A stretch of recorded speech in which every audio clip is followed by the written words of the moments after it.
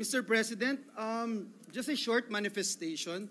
Earlier today, during the hearing of the Blue Ribbon Committee, my name was once again mentioned by District Engineer Henry Alcantara. Mr. President, let me state this clearly at the very start. I am fully prepared to be investigated on these allegations. I have nothing to hide, and I welcome any inquiry that will bring out the truth.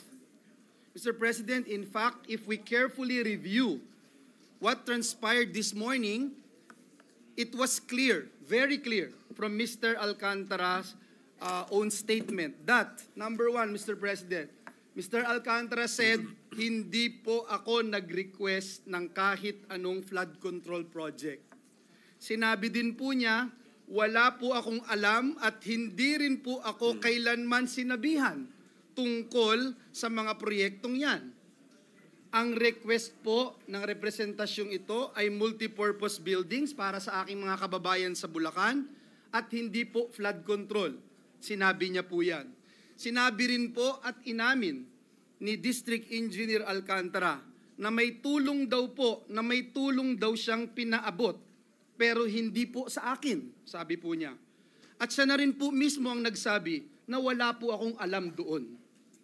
Pero ayan, Mr. President, basta binanggit lang po yung pangalan natin, mentioned my name, operative word, mentioned. Mr. President, ano po ba ito? Masabi lang po yung pangalan natin at idadawit po tayo sa flood control issue kahit ang mismong testigo na ang nagsabi po na wala po akong alam. Mema lang, may masabi. I am ready, Mr. President, and my office is ready to be investigated that the truth may come out.